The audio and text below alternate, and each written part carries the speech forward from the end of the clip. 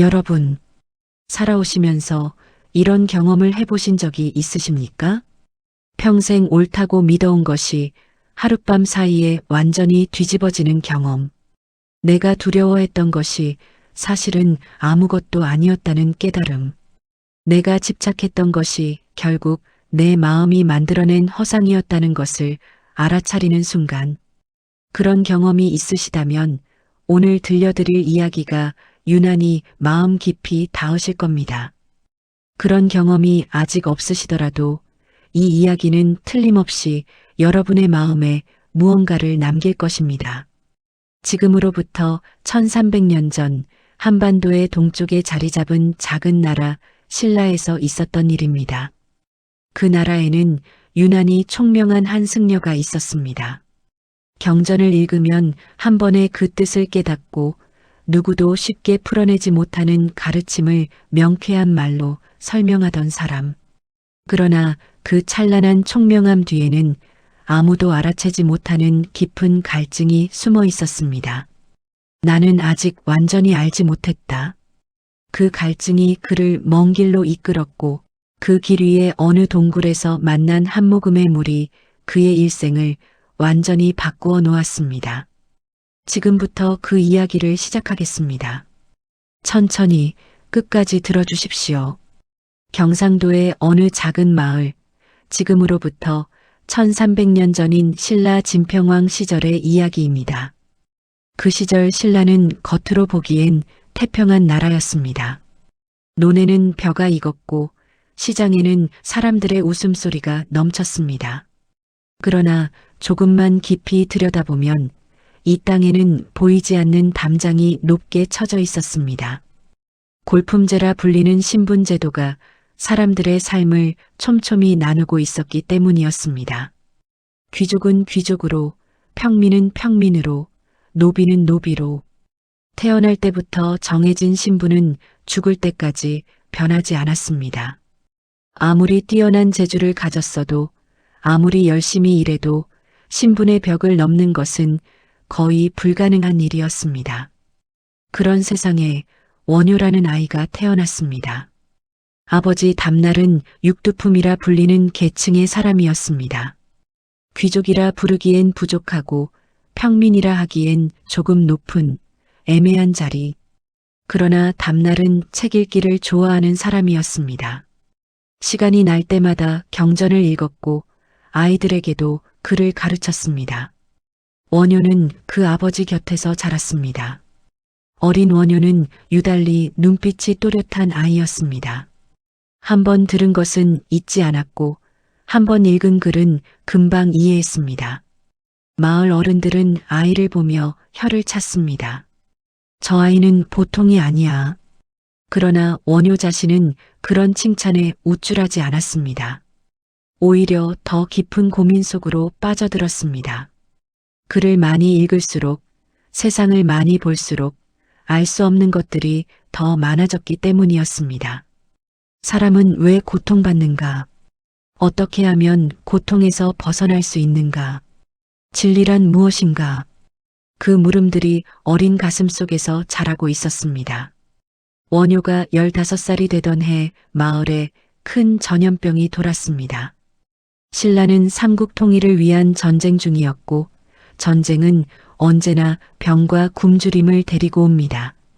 전쟁터에서 돌아온 병사들이 이름 모를 병을 옮겨왔고 마을 사람들이 하나둘 쓰러지기 시작했습니다. 원효는 그 죽음들을 가까이서 보았습니다. 어제까지 함께 뛰어놀던 친구가 사흘 만에 식어갔습니다. 마을 어귀에서 웃으며 인사를 건네던 할머니가 이틀도 못 버티고 눈을 감았습니다. 살아있음이 당연한 것이 아니었습니다. 언제 끝날지 알 수 없는 것이 삶이었습니다. 그 겨울, 원효는 긴 밤을 홀로 보내며 하늘을 바라보았습니다. 별빛은 차갑고 고요했습니다. 아무 대답도 없었습니다. 이 고통 속에서 사람들을 구할 수 있는 것은 무엇인가? 원효는 그 물음에 대한 답을 찾기 위해 절로 향했습니다. 당시 신라에서는 불교가 국교로 자리 잡고 있었고 많은 젊은이들이 승려가 되어 진리를 구하고 있었습니다. 원효도 그 길을 선택했습니다. 출가를 결심한 원효에게 아버지 담날은 오래 아무 말도 하지 않았습니다. 한참 만에 아버지가 입을 열었습니다. 내가 가려는 길이 쉽지 않을 것이다. 하지만 내 마음이 이미 그 길을 향하고 있다면 아비가 막을 수는 없는 일이구나. 원효는 그 말을 가슴에 새기고 절로 떠났습니다. 그의 나이 15살. 인생이라는 긴 여정의 첫걸음을 내딛는 순간이었습니다. 원효가 처음 들어간 절은 황룡사였습니다. 황룡사는 신라에서 가장 크고 권위 있는 사찰이었습니다. 높은 탑이 하늘을 찌를 듯 솟아 있었고 금빛 법당에서는 언제나 향 냄새가 은은하게 흘러나왔습니다. 전국에서 뛰어난 승려들이 모여드는 곳이었습니다. 어린 원효는 그 웅장한 절 앞에서 잠시 발걸음을 멈추었습니다. 그리고 마음속으로 다짐했습니다. 여기서 진리를 찾겠다. 원효의 절 생활은 고달팠습니다. 새벽 4시에 일어나 예불을 드렸습니다. 낮에는 밭을 갈고 물을 길었습니다. 밤이 되어야 비로소 경전을 읽을 수 있었습니다. 몸은 피곤했지만 마음은 오히려 더 맑아지는 느낌이었습니다. 그러나 경전을 읽으면 읽을수록 원효는 더 깊은 혼란 속으로 빠져들었습니다. 경전마다 말하는 것이 조금씩 달랐습니다. 어느 경전은 이렇게 말했고 다른 경전은 저렇게 말했습니다. 대체 어느 것이 진정한 부처님의 뜻인가? 원효는 밤마다 그 물음을 붙들고 씨름했습니다. 같이 공부하는 스님들이 혀를 내둘렀습니다. 원효는 정말 대단해. 한번 읽은 것을 그냥 넘어가는 법이 없어. 왜 그런지 어떻게 되는 건지 끝까지 파고들잖아. 그러나 원효는 그런 칭찬에 만족하지 않았습니다. 오히려 더 안타까웠습니다. 알면 알수록 모르는 것이 더 많아지는 느낌이었습니다. 지식은 쌓였지만 마음의 갈증은 여전히 채워지지 않았습니다. 아는 것과 깨닫는 것은 다른가? 진정한 깨달음이란 무엇인가? 그 물음이 원효의 마음 깊은 곳에서 불씨처럼 타오르고 있었습니다. 원효가 29살이 되던 해 절에 한 인물이 찾아왔습니다. 의상이었습니다. 원효와 나이차가 많지 않은 이 젊은 승려는 처음 만나는 순간부터 범상치 않은 기운을 풍겼습니다. 눈빛이 깊고 말이 적었습니다. 그러나 한마디를 하면 그 한마디가 꽉 찼습니다. 빈말이 없었습니다. 두 사람은 금방 서로를 알아보았습니다. 진리를 향한 갈증을 품고 있다는 것을 말하지 않아도 느낄 수 있었습니다. 어느 저녁 두 사람이 마주 앉아 이야기를 나누었습니다. 등불 하나가 그들 사이에서 조용히 타고 있었습니다. 의상이 먼저 말을 꺼냈습니다. 나는 당나라로 가고 싶소. 신라의 불교는 아직 완전하지 않소이다. 당나라에는 현장 법사께서 인도에서 가져온 새로운 경전들이 있고 위대한 스승들이 계시다 하오. 그곳에서 배워야 우리 백성들에게 진정한 진리를 전할 수 있지 않겠소. 원효의 가슴이 뛰었습니다. 당나라. 그 이름은 원효에게도 오래전부터 꿈속에 있던 이름이었습니다. 지식의 바다, 진리의 땅. 그곳에 가면 이 마음의 갈증을 해소할 수 있을 것 같았습니다. 나도 가고 싶소. 원효의 대답은 짧았지만 단호했습니다. 두 사람은 그 자리에서 뜻을 모았습니다. 함께 당나라로 가서 더 깊은 진리를 배우고 오겠다고.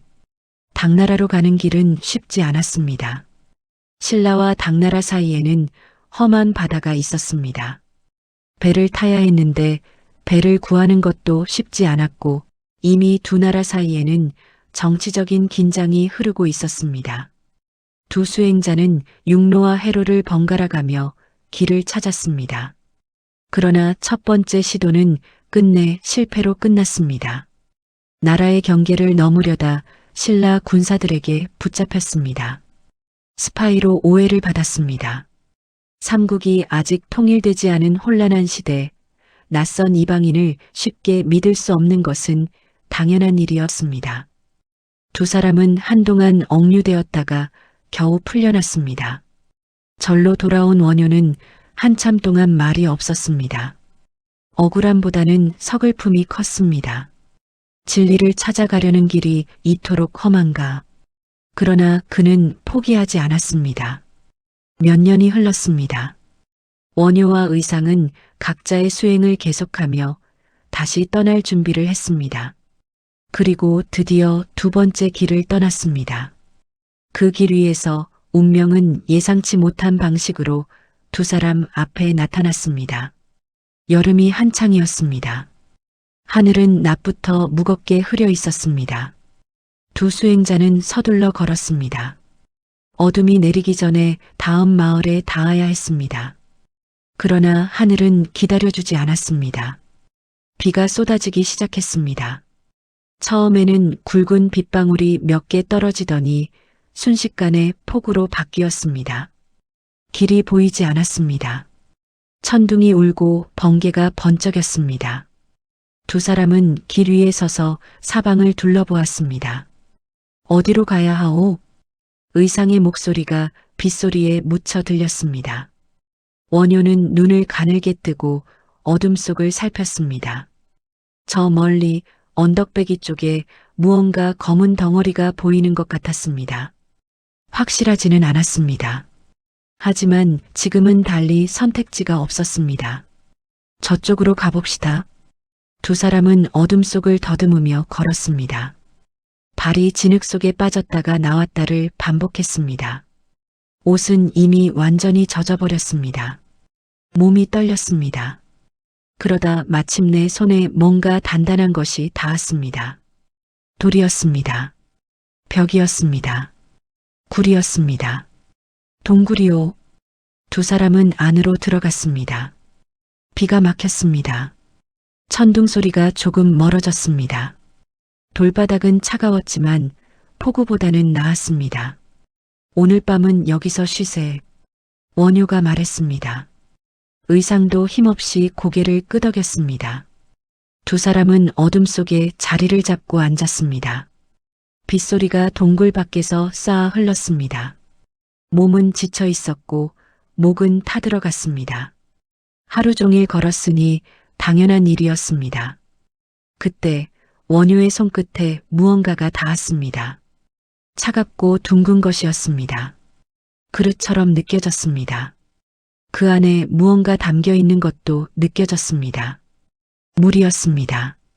여러분, 목이 몹시 마를 때 마시는 물 한 잔을 떠올려 보십시오. 뜨거운 여름날 밭에서 일하다가 마시는 차가운 샘물. 오랜 산행 끝에 산 아래 약수터에서 마시는 한 모금. 그 순간의 기쁨을 말로 다 표현할 수는 없습니다. 세상에 그보다 맛있는 것은 없습니다. 원효가 그 동굴에서 마신 물이 바로 그러했습니다. 하루 종일 길을 걷다가 지쳐있던 몸, 타들어가던 목구멍, 폭우 속에서 차갑게 젖어있던 몸. 그 모든 것이 한 모금에 씻겨 내려가는 느낌이었습니다. 아, 이런 물은 처음이구나. 원효는 속으로 탄성을 질렀습니다. 달고 시원했습니다. 산사의 약수도 맑은 시냇물도 이 물의 맛에는 미치지 못하는 것 같았습니다. 그는 그릇을 기울여 몇 모금을 더 마셨습니다. 그리고 미소를 지으며 그릇을 제자리에 놓았습니다. 옆에 있던 의상도 물을 마셨습니다. 의상 역시 한참 동안 말이 없었습니다. 두 수행자는 어둠 속에 누워 눈을 감았습니다. 빗소리가 자장가처럼 들렸습니다. 잠이 왔습니다. 깊은 잠이. 얼마나 잤을까요? 동이 텄습니다. 동굴 입구 쪽으로 옅은 빛이 스며들었습니다. 빗소리는 어느새 멈추어 있었습니다. 새소리가 들렸습니다. 아침이었습니다. 원효는 천천히 눈을 떴습니다. 처음에는 그냥 동굴의 벽과 천장이 보였습니다. 그런데 무언가 이상했습니다. 동굴벽이 이상한 색이었습니다. 천장에서 어떤 냄새가 났습니다. 원효는 몸을 일으켰습니다. 그리고 주위를 천천히 살폈습니다. 그 순간 그는 굳어버렸습니다. 이것은 동굴이 아니었습니다. 그것은 오래된 무덤이었습니다. 사방에 뼈들이 흩어져 있었습니다. 그리고 어젯밤 그의 손끝에 닿았던 그가 물을 마신 그릇은 사람의 해골이었습니다. 해골 안에 빗물이 고여 있었던 것입니다. 그 물을 원효가 마셨습니다. 어젯밤 세상에서 가장 달콤하다고 생각하며 속이 울렁거렸습니다. 몸이 떨렸습니다. 입안에서 이상한 맛이 났습니다. 어젯밤에는 그토록 달콤하던 물이 지금은 세상에서 가장 역겨운 것으로 느껴졌습니다. 원효는 손으로 입을 막았습니다. 그때였습니다. 그 순간 원효의 머릿속에서 번개가 쳤습니다. 잠깐, 그는 가만히 생각했습니다. 어젯밤의 물과 지금의 물, 이 두 물은 같은 물인가, 다른 물인가? 같은 물이었습니다. 분명히 같은 해골 안에 고여있던 같은 물이었습니다. 어젯밤이라고 다른 물이 있었던 것이 아니었습니다. 그런데 어젯밤에는 달콤했고 오늘 아침에는 역겨웠습니다. 물이 바뀌었는가? 아니었습니다. 물은 바뀌지 않았습니다. 그렇다면 무엇이 바뀌었는가? 원효는 그 무릎 앞에서 오래 서 있었습니다. 그리고 천천히, 아주 천천히 답이 떠올랐습니다. 바뀐 것은 내 마음이었습니다. 어젯밤에는 해골인지 몰랐습니다. 그냥 차가운 그릇이라고 생각했습니다. 그래서 달콤하게 마셨습니다. 오늘 아침에는 해골임을 알았습니다. 그래서 역겨운 물이 되었습니다. 물이 달라진 것이 아니었습니다. 내 생각이, 내 마음이 달라진 것이었습니다. 원효는 그 자리에서 무릎을 쳤습니다. 아! 그의 외침이 동굴 안에 울려 퍼졌습니다. 의상이 깜짝 놀라 눈을 떴습니다. 무슨 일이요?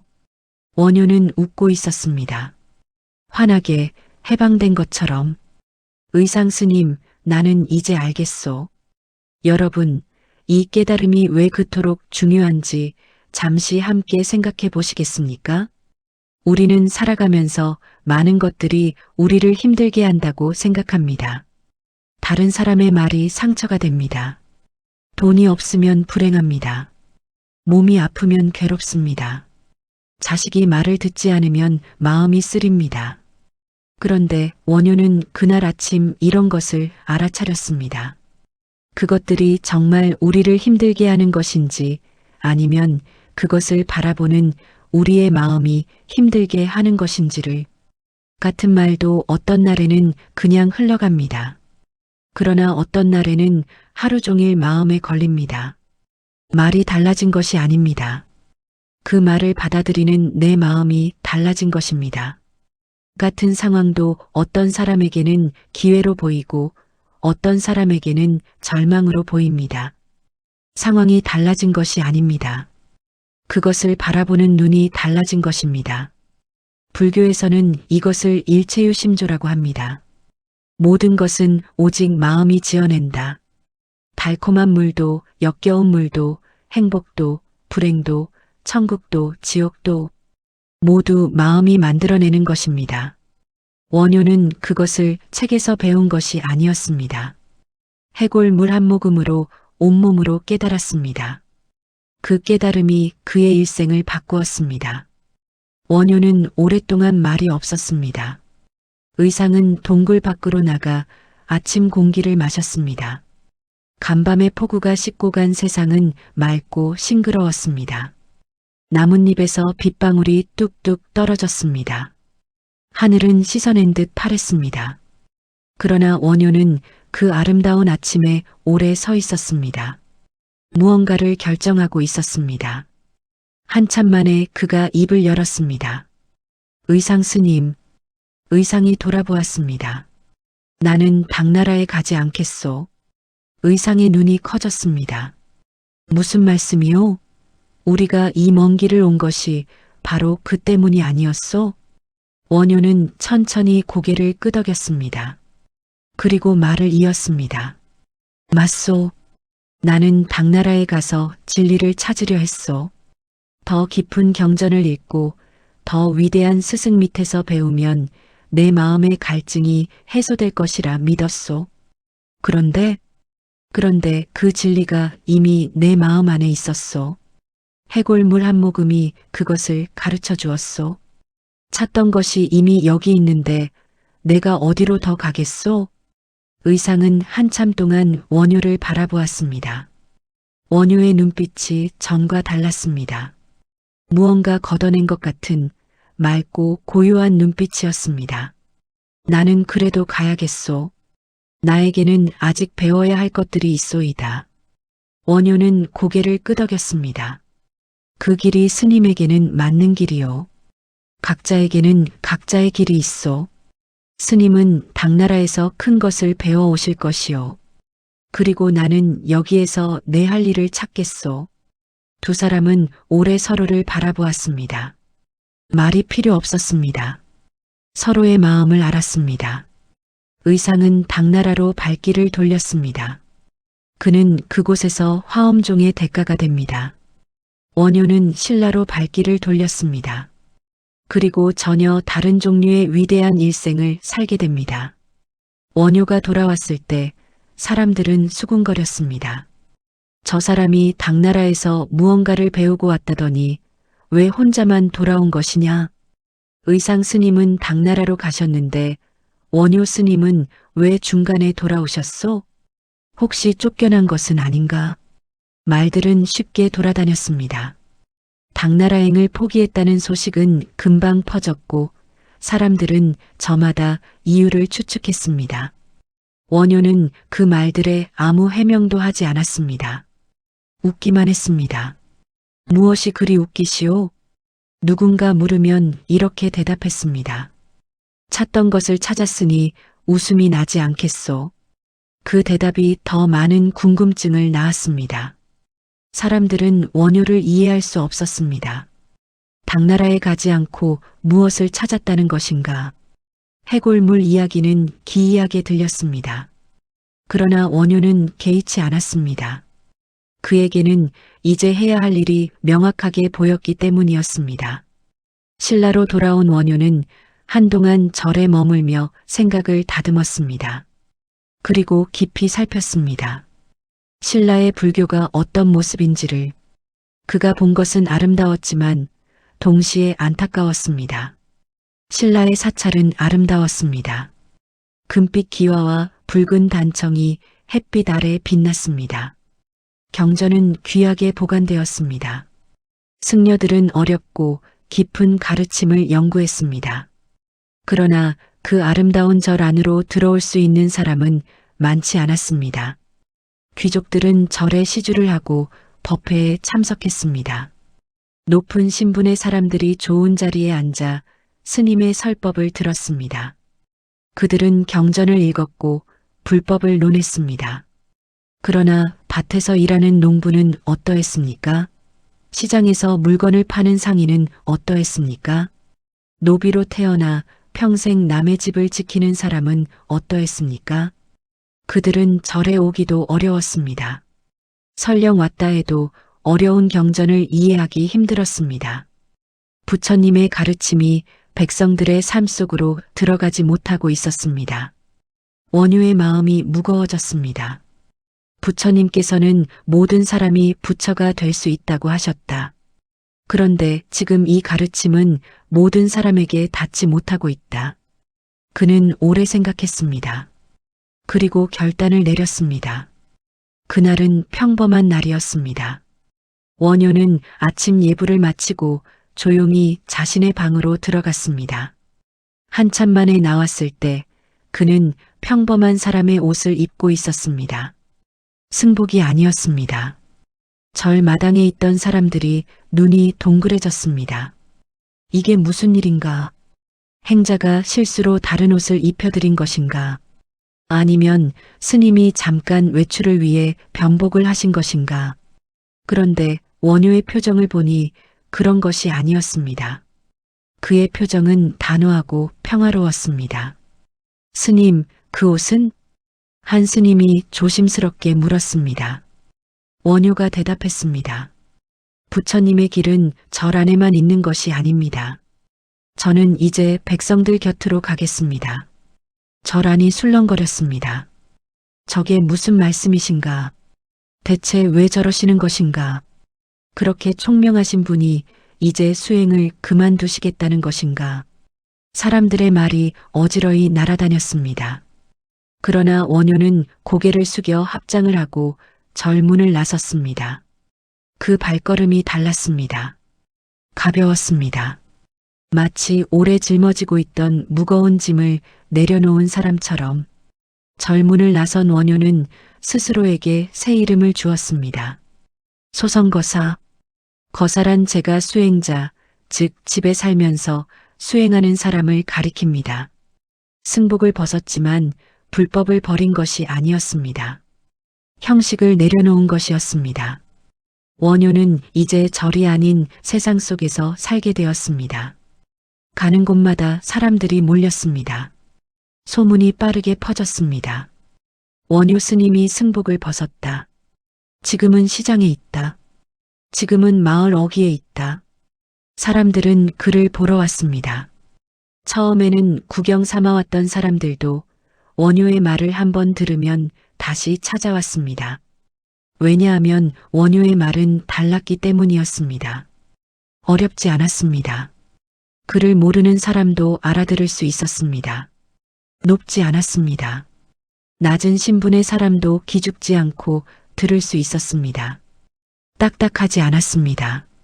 웃으면서 들을 수 있었습니다. 원효는 백성의 언어로 진리를 말할 줄 알았습니다. 어느 날 원효는 시장을 걷다가 무언가를 생각했습니다. 사람들이 경전을 읽지 않아도 부처님의 가르침을 마음에 담을 수 있는 방법이 없을까? 그를 모르는 사람도 배운 것이 없는 사람도 그 누구도 들을 수 있는 방법이, 그리고 그에게 떠오른 것은 노래였습니다. 신라 사람들은 노래를 좋아했습니다. 농사일을 할 때도 노래를 불렀고 명절에는 다 같이 노래를 불렀습니다. 아이들은 노래를 통해 세상을 배웠고 어른들은 노래를 통해 마음을 달랬습니다. 원효는 노래를 만들기로 했습니다. 그가 만든 노래의 이름은 무예가였습니다. 걸림이 없는 노래. 신분에도 걸리지 않고 배움에도 걸리지 않고 모든 사람이 함께 부를 수 있는 노래. 원효는 처음에는 혼자 흥얼거렸습니다. 시장 한 귀퉁이에서, 길가 나무 아래에서 사람들이 힐끗힐끗 쳐다보았습니다. 저 사람 왜 저러는 것이야. 그러나 자꾸 들으면 자꾸 귀에 들어왔습니다. 누구든 한번 들으면 저도 모르게 흥얼거리게 되는 그런 노래였습니다. 아이들이 먼저 따라 불렀습니다. 아이들은 어른들보다 마음이 열려 있었습니다. 신분을 따지지 않았습니다. 어렵고 복잡한 것을 생각하지 않았습니다. 그냥 재미있으면 따라 불렀습니다. 마을 아이들이 원효를 따라다니며 노래를 배웠습니다. 그들의 맑은 목소리가 골목을 울렸습니다. 어머니들이 문을 열고 내다보았습니다. 할머니들이 마당으로 나와 귀를 기울였습니다. 저 노래가 무슨 노래냐? 원효 스님이 만든 노래라고 하던데. 원효 스님? 그분이 승복도 벗으시고 이제 노래도 하신다고? 그러게요. 근데 이상하게 노래가 귀에 감기네. 어머니들도 할머니들도 어느새 같이 흥얼거렸습니다. 논에서 일하는 농부들이 그 노래를 들었습니다. 그들도 따라 불렀습니다. 부처님의 가르침이 노래가 되어 온 마을에 퍼졌습니다. 원효는 노래만 한 것이 아니었습니다. 춤도 추었습니다. 이것이 당시 신라 사람들에게는 가장 놀라운 일이었습니다. 승려가 춤을 춘다는 것은 상상도 할 수 없는 일이었습니다. 엄숙하고 근엄해야 할 수행자가 시장 한복판에서 몸을 흔들다니. 그런데 원효의 춤을 본 사람들은 이상하게 마음이 풀어졌습니다. 딱딱하게 굳어있던 어깨가 내려갔습니다. 찌푸리고 있던 얼굴이 스르르 풀렸습니다. 어느새 같이 발을 구르고 손을 흔들었습니다. 원효는 말했습니다. 기쁨도 수행이요. 웃음도 수행이요.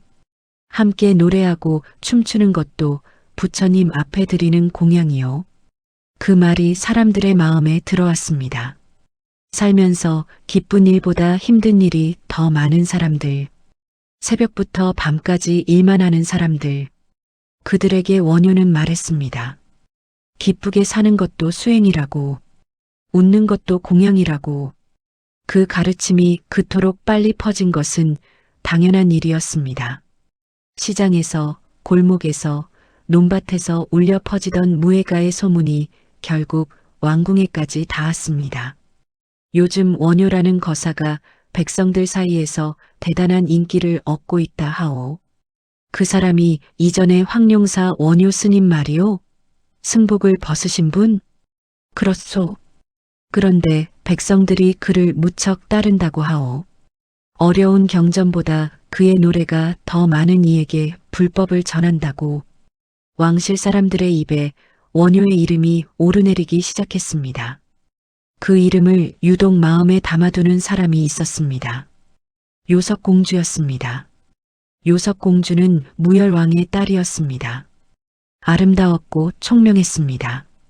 그러나 그녀의 삶은 화려한 왕궁 안에 갇혀 있었습니다. 왕실의 딸로 태어난다는 것은 모든 것이 갖추어진 대신 아무것도 선택할 수 없다는 것을 의미했습니다. 그녀는 오래전부터 불교에 관심이 있었습니다. 경전도 읽었고 법회에도 참석했습니다. 그러나 마음 깊은 곳에서 채워지지 않는 무언가가 있었습니다. 어떤 스님의 설법도 그 빈 곳을 완전히 채워주지는 못했습니다. 그런데 원효의 이야기를 들으면서 그녀는 이상하게 마음이 움직였습니다. 승복을 벗고 백성들 곁으로 간 수행자, 노래하고 춤추며 진리를 전하는 사람, 높은 자리에 앉지 않고 낮은 곳으로 내려간 사람, 그 사람은 어떤 눈빛을 가졌을까? 요석공주는 그것이 궁금했습니다. 왕궁에서 큰 법회가 열렸습니다. 왕실이 주관하는 법회였기에 신라의 유명한 승려들이 모두 참석했습니다. 원효도 초대를 받았습니다. 원효는 평범한 옷을 입고 왔습니다. 승복을 입은 다른 스님들 사이에서 그는 눈에 띄었습니다. 아니, 정확하게는 눈에 띄지 않는 것이 오히려 눈에 띄었습니다. 뽐내는 기색이 없었습니다. 그냥 사람이었습니다. 요석공주는 멀리서 그를 보았습니다. 그리고 가까이 다가갔습니다. 두 사람이 마주한 순간 공주는 조금 당황했습니다. 그의 눈빛이 예상했던 것과 달랐습니다. 부드러웠습니다. 높지 않았습니다. 그렇다고 낮지도 않았습니다. 그냥 사람을 사람으로 보는 눈빛이었습니다. 왕실의 공주든 시장의 상인이든 똑같이 바라보는 눈빛. 공주는 그 눈빛에서 자유를 느꼈습니다. 그들은 잠시 이야기를 나누었습니다. 부처님의 가르침에 대해, 삶에 대해, 고통에 대해. 원효의 말은 간결했지만 깊었습니다. 어렵지 않았지만 가볍지 않았습니다. 귀한 옷보다 따뜻한 마음이 사람을 빛나게 합니다. 원효의 한마디가 공주의 마음 깊은 곳에 내려앉았습니다. 그 만남 이후로 두 사람의 인연은 조금씩 깊어졌습니다. 불교에서 시절인연이라는 말이 있습니다. 때가 되면 인연이 찾아온다는 뜻입니다. 억지로 만들 수 없고 서두른다고 빨라지지 않습니다. 그냥 때가 되면 자연스럽게 이루어지는 것입니다. 원효와 요석 공주의 인연도 그러했습니다. 누가 만들어낸 것이 아니었습니다. 당기거나 밀지 않았습니다. 그냥 때가 되어 만났고 서로를 알아보았습니다. 두 사람이 함께하는 시간 동안 공주는 조금씩 달라졌습니다. 왕실의 규범에 따라 단단하게 굳어있던 마음이 조금 유해졌습니다. 원효는 공주에게 진리가 먼 곳에 있는 것이 아님을 알게 해주었습니다. 일상 속의 소소한 것들 속에 사람들 사이에 이미 진리가 있음을, 그리고 그 인연에서 한 아이가 태어났습니다. 설총, 훗날 신라시대 최고의 학자 중 한 명이 된 아이. 이두 문자를 정리하여 우리말을 기록하는 방법을 완성한 사람. 왕에게 바른 말을 하기를 두려워하지 않았던 인물. 원효와 요석 공주의 인연이 역사를 만들었습니다. 세상에 비난받지 않는 사람은 없습니다. 그러나 원효를 향한 비난은 특히나 매서웠습니다. 승복을 벗은 것, 왕실의 공주와 인연을 맺은 것, 시장에서 노래하고 춤추는 것, 이 모든 것들이 당시의 불교 전통으로는 받아들이기 어려운 행동이었습니다. 수행자는 엄숙해야 했습니다. 세속의 일에 휘말리지 않아야 했습니다. 신분의 질서를 존중해야 했습니다. 원효는 이 모든 것을 깨뜨렸습니다. 일부 승려들이 공개적으로 비판했습니다. 저 사람은 이제 수행자가 아니오. 계율을 어겼소. 저런 사람의 말을 들어서는 안 돼요. 귀족들 중에서도 눈살을 찌푸리는 사람들이 있었습니다. 왕실의 공주와 어울린다는 것이 말이나 되는 일이요. 신분이란 것이 있지 않소. 심지어 원효를 따르던 사람들 중에서도 흔들리는 사람들이 생겼습니다. 혹시 내가 잘못된 사람을 따르고 있는 것은 아닌가? 비난은 파도처럼 밀려왔습니다. 원효에게도 그 비난이 들렸습니다. 아무리 마음이 넓은 사람이라도 날카로운 말은 때로 마음에 걸립니다. 어느 날 밤 원효는 홀로 앉아 있었습니다. 조용한 밤이었습니다. 달이 밝았습니다. 그는 그날 낮에 들었던 비난들을 하나하나 떠올렸습니다. 그 말들이 자신에게 어떻게 느껴지는지를 살폈습니다. 그리고 문득 생각했습니다. 꽃을 들고 건네는 사람이 있다고 해보자. 그런데 상대방이 받지 않는다면 그 꽃은 누구의 것인가? 주는 사람의 것입니다. 받지 않았으니까 비난도 마찬가지가 아닐까? 누군가 내게 비난의 말을 던진다. 그런데 내가 그 말을 내 마음에 받아들이지 않는다면 그 비난은 나에게 오지 않은 것이다. 원효는 그 생각에 오래 머물렀습니다. 물론 쉬운 일이 아닙니다. 비난을 마음에 받지 않는다는 것이 말처럼 간단하지 않습니다. 그러나 그것을 향해 나아가는 것, 그것이 수행이었습니다. 원효는 다음 날도 시장으로 나갔습니다.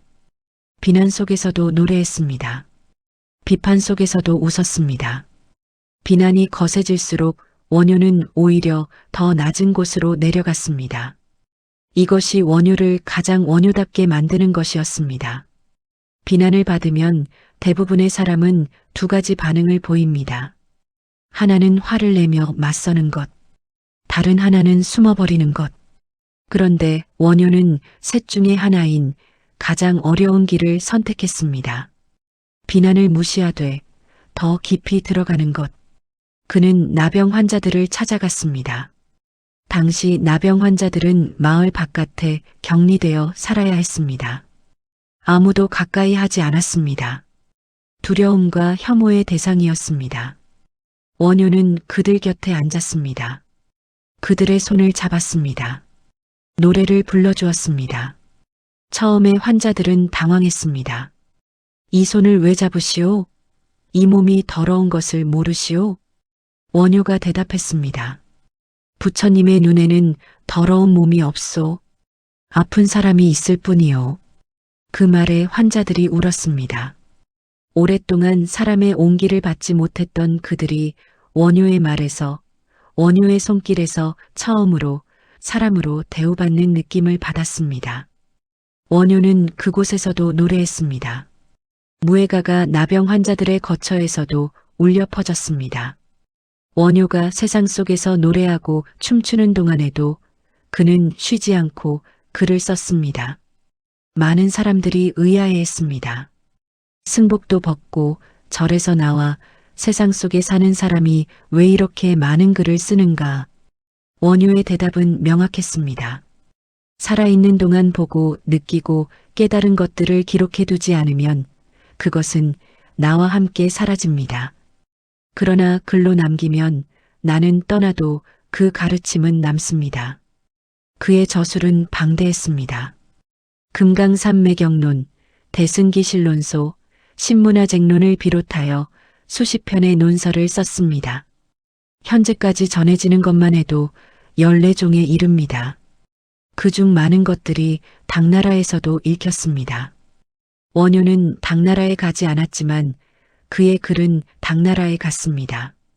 아이러니한 일이었습니다. 그리고 아름다운 일이었습니다. 원효의 글 중에서 특히 중요한 것은 신문화쟁론이었습니다. 화쟁이란 다툼을 화해시킨다는 뜻입니다. 당시 불교계에는 다양한 종파와 이론이 있었고 서로 자신의 것이 옳다고 주장하며 다투고 있었습니다. 어느 경전이 더 높은가? 어느 수행법이 더 뛰어난가? 어느 종파의 가르침이 진정한 부처님의 뜻인가? 원효는 이 다툼을 보면서 한 생각을 하게 됩니다. 이 모든 주장들이 다 틀린 것이 아닐 수 있다. 부처님의 진리는 너무 크고 넓어서 한쪽에서 보면 이렇게 보이고 다른 쪽에서 보면 저렇게 보일 수 있다. 마치 커다란 산을 동쪽에서 보면 이런 모습이고 서쪽에서 보면 저런 모습인 것처럼 원효는 서로 다른 주장들이 어떻게 하나의 진리 안에서 만날 수 있는지를 설명하려 했습니다. 이것이 화쟁사상의 핵심입니다. 여러분 생각해보면 우리 일상에서도 이런 일이 많지 않으십니까? 남편은 이렇게 해야 한다고 하고 아내는 저렇게 해야 한다고 합니다. 어른은 이것이 옳다고 하고 젊은이는 저것이 옳다고 합니다. 어느 것이 완전히 틀리고 어느 것이 완전히 옳은 경우는 사실 많지 않습니다. 각자의 위치에서 각자의 경험으로 바라본 것들이 서로 다른 것입니다.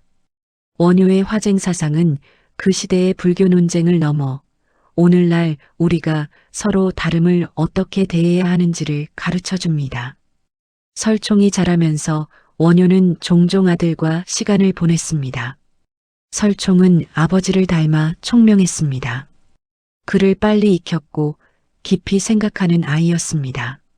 어릴 때부터 학문에 재능을 보였습니다. 원효는 아들에게 특별한 것을 가르치려 하지 않았습니다. 대신 함께 걸었습니다. 시장을 함께 걸으며 사람들을 보았습니다. 들판을 함께 걸으며 자연을 보았습니다. 설총이 물었습니다. 아버지, 진리란 무엇입니까? 원효는 잠시 아들을 바라보다가 물었습니다. 오늘 아침에 밥을 먹었느냐? 먹었습니다. 맛있었느냐? 예. 그것이 진리다. 설총은 어리둥절했습니다. 그게 무슨 말씀이십니까? 원효가 웃으며 말했습니다. 지금 이 순간 배가 부르다는 것, 살아있다는 것, 함께 있다는 것, 이 모든 것이 이미 진리 안에 있는 것이다. 진리는 먼 곳에 있지 않다. 지금 여기에 있다. 설총은 그 말을 이해하는데 오랜 시간이 걸렸습니다. 그러나 훗날 그가 위대한 학자가 되었을 때 그 말이 그의 학문의 뿌리가 되었습니다. 설총은 아버지에게서 책에 없는 것들을 배웠습니다. 낮은 곳으로 가는 것, 어렵고 복잡한 말 대신 쉬운 말로 이야기하는 것, 화려한 자리보다 필요한 자리에 있는 것. 이것이 훗날 설총이 이두문자를 정리하게 된 동기였습니다.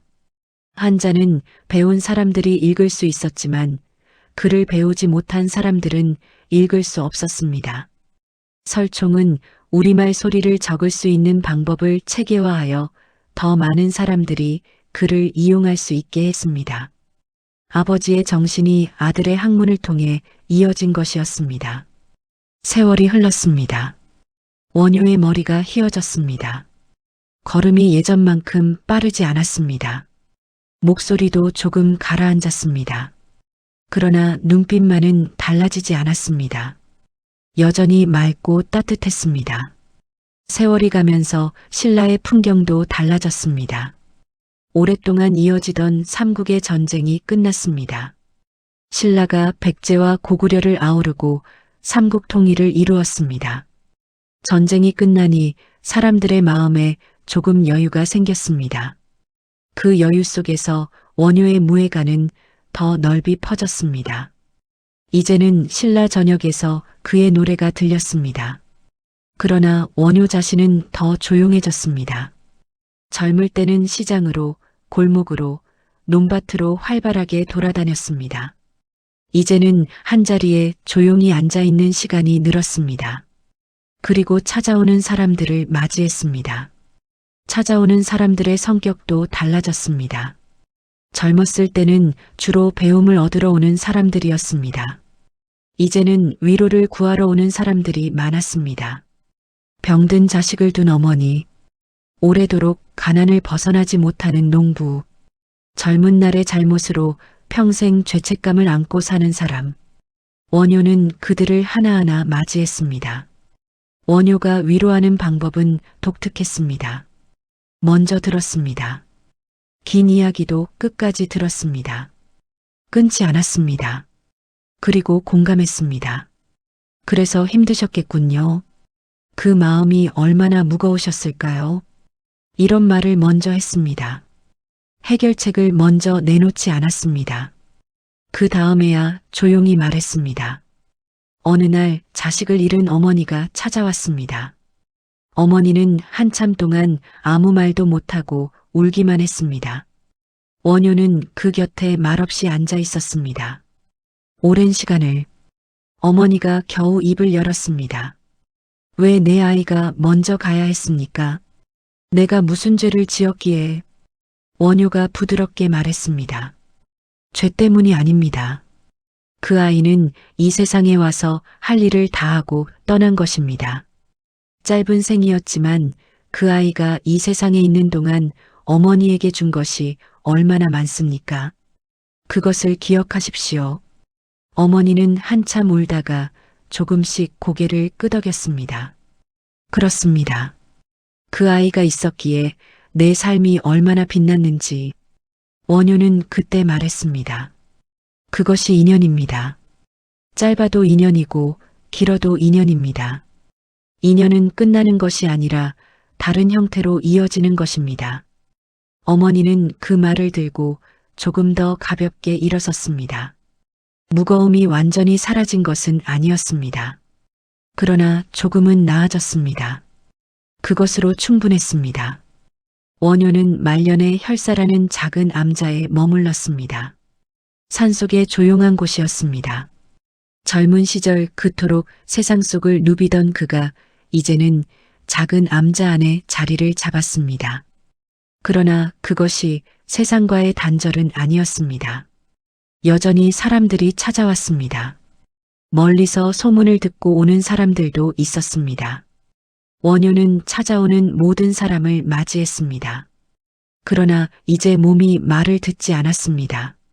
밥을 먹는 것도 일이 되었습니다. 글을 쓰는 손이 떨렸습니다. 제자들이 걱정스럽게 물었습니다. 스승님, 많이 불편하시지 않습니까? 원효가 웃으며 대답했습니다. 몸이 늙는다는 것은 자연스러운 일이요. 봄에 피는 꽃이 여름을 지나 가을에 지는 것처럼 이상한 일이 아니요. 불편한 것이 있다면 그것은 이 몸이 아니라 이 몸에 집착하는 마음이요. 원효의 말년 한 젊은 제자가 물었습니다. 스승님, 스승님께서 평생 깨달은 것 중에서 가장 중요한 것 하나만 말씀해 주신다면 무엇이겠습니까? 원효는 오래 생각하지 않았습니다. 이미 알고 있는 대답이었습니다. 마음을 보라. 제자가 더 물었습니다. 마음을 본다는 것이 무엇입니까? 지금 이 순간 내 마음이 어떤 상태인지를 알아차리는 것이요. 기쁜지 슬픈지 화가 났는지 두려운지 그것을 알아차리면 그 감정에 끌려가지 않을 수 있어. 알아차리는 순간이 이미 깨달음의 시작이요. 제자는 그 말을 마음에 깊이 새겼습니다. 원효가 다시 말했습니다. 그리고 하나 더. 혼자 깨닫는 것으로 끝내지 마시오. 깨달음은 나누어야 비로소 완성되오. 내가 알게 된 것을 곁에 있는 사람과 나누시오. 그것이 진정한 수행이요. 서기 686년 원효 대사가 세상을 떠났습니다. 그의 나이 70살이었습니다. 떠나는 날 아침 그는 제자들에게 말했다고 전해집니다. 이 몸이 잠시 쉬러 갑니다. 슬퍼하지 마십시오. 슬픔도 마음이 만드는 것이니까요. 그리고 마지막으로 웃었습니다. 그 웃음이 어떤 웃음이었는지 우리는 알 수 없습니다. 그러나 전해지는 이야기로는 그 웃음이 평화로웠다고 합니다. 고통이나 두려움이 없는 웃음, 긴 길을 다 걷고 마침내 집에 돌아온 사람의 웃음 같았다고. 설총은 아버지가 남긴 해골로 조각상을 만들었다고 전해집니다. 그 조각상 앞에서 절을 올리며 살아서 마지막으로 인사를 드리지 못한 것을 슬퍼했다고 합니다. 그 이야기가 사실이든 아니든 설총이 아버지를 얼마나 깊이 사랑했는지는 알 수 있습니다. 여러분, 긴 이야기를 끝까지 들어주셔서 감사합니다. 원효 대사의 이야기를 마치면서 저는 여러분께 조심스럽게 묻고 싶습니다. 지금 여러분의 마음은 어떠십니까? 우리는 살아가면서 많은 것들에 짓눌립니다.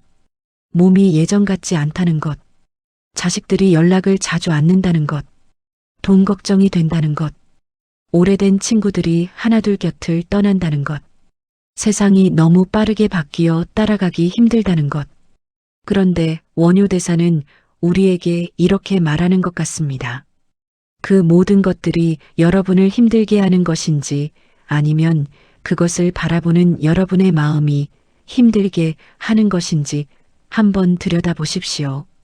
해골물이 달콤했던 것은 물이 달콤해서가 아니었습니다. 몰랐기 때문이었습니다. 해골물이 역겨웠던 것은 물이 역겨워서가 아니었습니다. 알게 되었기 때문이었습니다. 바뀐 것은 물이 아니었습니다. 바뀐 것은 마음이었습니다. 이 이야기가 오늘 여러분의 마음에 작은 등불 하나를 켜드렸으면 합니다. 크지 않아도 됩니다. 작은 등불 하나면 충분합니다. 어두운 방 안에서 작은 등불 하나가 얼마나 많은 것을 밝히는지 우리는 알고 있습니다. 그 등불을 꺼트리지 마십시오. 원효 대사의 무예가처럼 걸림없이 살아가십시오. 신분에도 걸리지 말고, 나이에도 걸리지 말고, 남의 눈에도 걸리지 말고, 지금 이 순간 살아있다는 것 자체가 이미 충분한 것입니다.